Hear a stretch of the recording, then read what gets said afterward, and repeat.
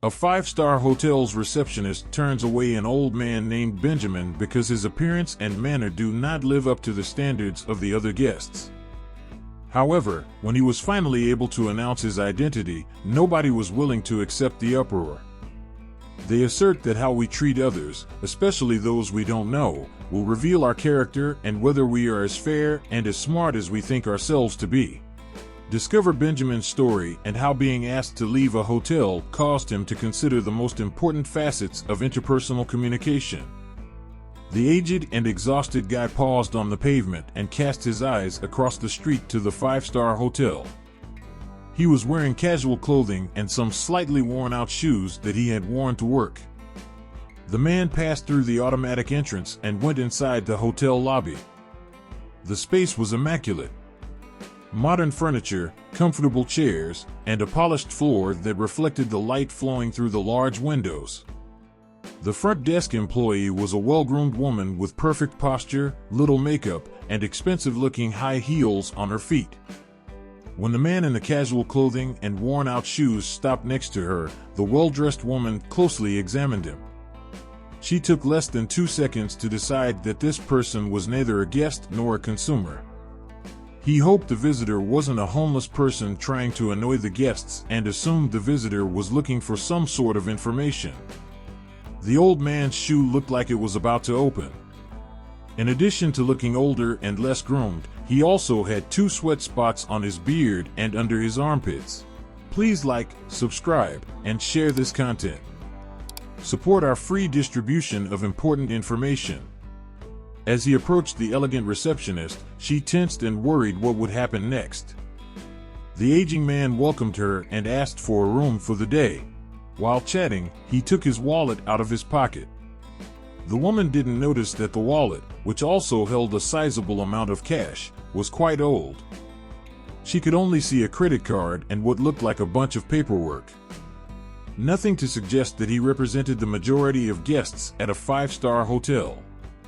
She quickly gave him the go-ahead to stop looking through his wallet for cash, credit cards, or other items because there was no chance of getting a room reserved that day. She asserted that there were people in every room. The old man put his wallet aside and closely examined the girl working at the desk. Her name was Julie. "I went through a lot to get here, Julie," he continued. "I think you have at least 12 vacancies since I can no longer look around the area for a room." Behind Julie, there was a row of access cards, each with a room number next to it, presumably indicating that those cards had not yet been claimed. The receptionist, in a bind, felt it would be better to be frank and honest with the man and tried not to lose her calm. "My lord, understand this is a Class A hotel that caters to those who prefer to travel by car or executive taxi over foot. Living there is not affordable for everyone. We have a wonderful reputation in the city, and we can't jeopardize it by hosting someone from a different socioeconomic class than the rest of our guests in one of our additional rooms. Do you believe I'm getting your meaning?" The old guy listened to everything as patiently as the girl did, but with each thing she said, he looked more and more tired and unhappy. He claimed that Jennifer was wrong and that all he needed was a room at that hotel because it had been long since he had rested. It made no difference if it was the most basic accommodation with the worst view. The way things work there, though, isn't like this, according to Jennifer's earlier statement. The senior citizen then asked to speak with the management, but the hotel manager came up instead. The supervisor, Lucas, introduced himself without looking at the man. He was quickly made aware of the circumstance by Julie. Lucas maintained his rigid stance the entire time, never averting his gaze from the other man. Lucas agreed with the front desk employee and suggested to the old man that he could be better serviced at a nearby hotel with less ratings. The supervisor had indicated a direction, but the man refused to go there. When Lucas shouted for the security guard, he showed up, seized the old man, and dragged him to the entrance. When he was halfway there, the supervisor instructed the security guard to stop. The old man thought that those people had finally seen their error. But this was untrue. The hotel manager gave the security guard instructions to take him out through the service entrance because it wouldn't be nice if guests saw that event unfold right at the social door of the hotel. The bouncer was a big guy. He carried the elderly man easily across a corridor and around the hotel's back.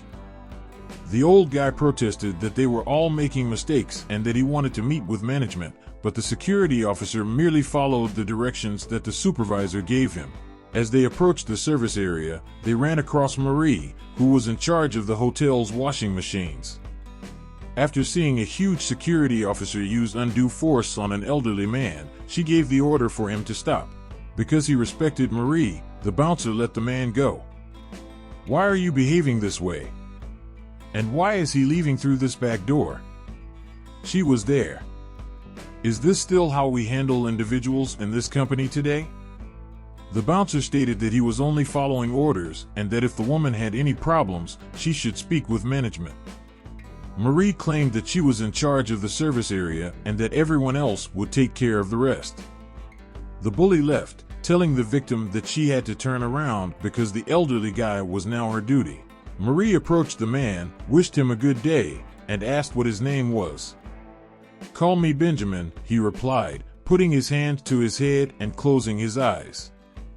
Immediately, Marie produced a white pill from her pocket and handed it to him. "Is a headache present?" She was there. "Take that one aspirin, you'll feel better." As the elderly man thanked her, she announced that her shift was over. She was now keeping an eye out for her husband to fetch her up.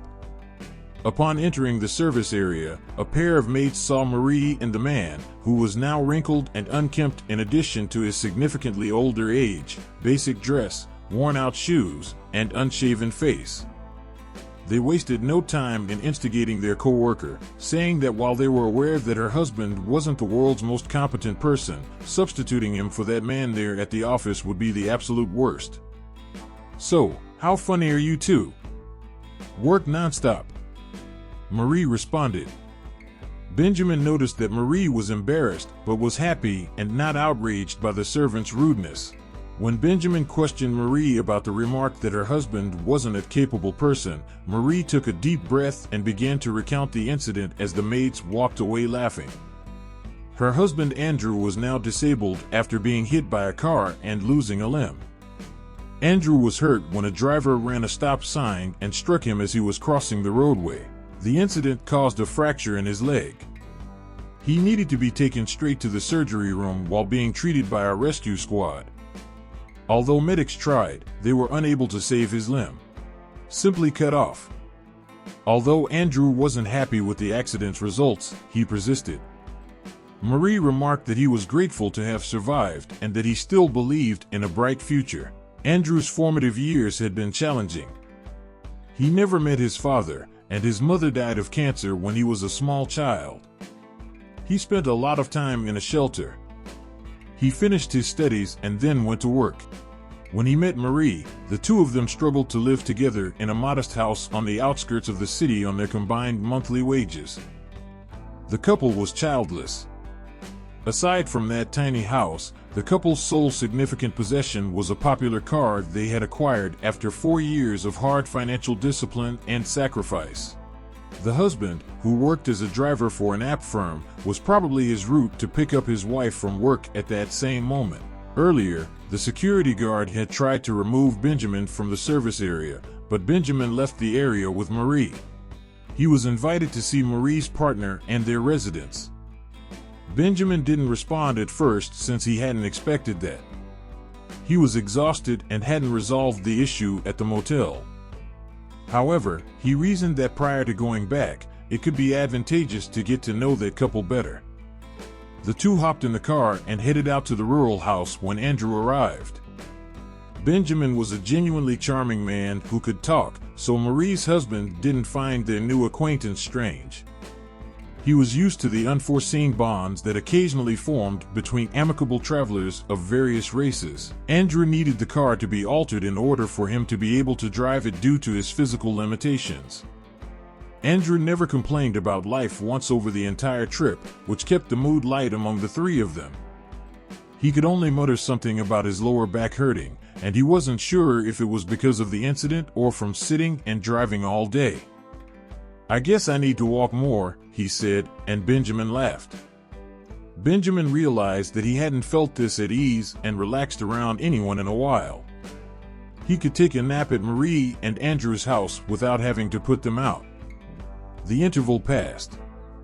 Marie invited him to stay the night on the grounds that he might not have anywhere else to go. Benjamin consented and slept on the tattered couch in the living room.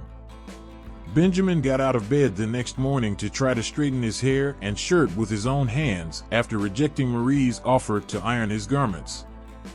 Benjamin only asked Andrew to drop him off at the hotel because Marie was also going there. The two also entered via the service area. Marie didn't take issue with the man's actions, but she was concerned that Lucas, the boss, could want to call the police this time, which might result in another expulsion or even worse. Benjamin made his way through the back corridors of the hotel until he reached the lobby.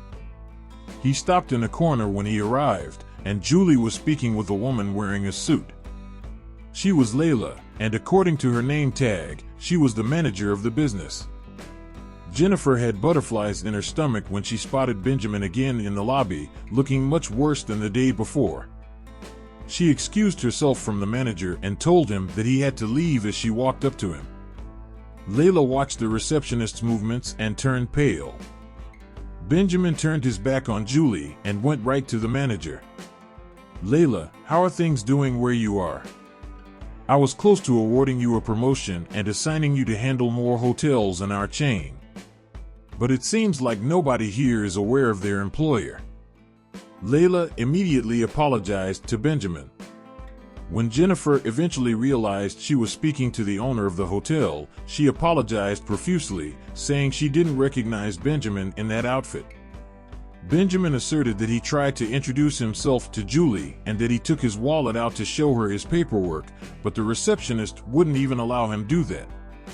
He was dressed merely because he frequently volunteered there once a month at an animal sanctuary. He was sorting things at the shelter when he realized he didn't have a cell phone to call a car to take him home. As a result, he decided to check into one of his local motels. Benjamin, though, was not really concerned about any of this. He insisted that it wasn't because he owned the business that they treated him badly or because they had any respect for human dignity at all. Benjamin said that he would have to rethink what each employee at that hotel was supposed to do because he couldn't be sure that the manager, supervisor, receptionist, and security guard would stay in their jobs. However, he made it clear that Marie, who oversaw the service area, had shown herself to be a far more diplomatic person in managing the situation. Benjamin had found a guy he could trust and who didn't let the hotel's 5 stars dictate his behavior, which if anything was worth all the stress created by that circumstance. Because she had made a mistake and intended to do better moving forward, Jennifer asked that she not be expelled. Benjamin finally agreed that she could stay as long as she completed a month-long internship in the hotel's back office, where she couldn't wear heels, jewelry, or cosmetics. Jennifer declared that she would not execute the punishment. She would feel degraded and ashamed. Unacceptable. Do you mean to say that being a cook, a cleaner, or a chambermaid is a degrading job? With his hands on her shoulders, Benjamin pityingly questioned her. Do you consider these people to be beneath you? We know that they truly deserve it. You do, after all, punish us all for your arrogance. There is just one thing wrong with you here, and that is your lack of humility. The man arrived at Marie and Andrew's house the following day in the late afternoon while dressed in a suit and tie. He said during his introduction that he was in charge of Mr. Benjamin's business. After being surprised by what had happened, Marie realized the elderly guy she had met the day before was actually her boss at the hotel. But the man in the suit was there to deliver good news. Andrew would get a prosthetic leg and physical treatment for pain control. They would also reside in a bigger, roomier home in a city neighborhood with more favorable business conditions. If Marie agreed, they would also pay for a rigorous management course to get her ready for a higher-level position at the hotel. Marie and Andrew were surprised by the news. Although they felt the gifts were extravagant for a couple who had done the elderly guy no particular favors, they were still happy.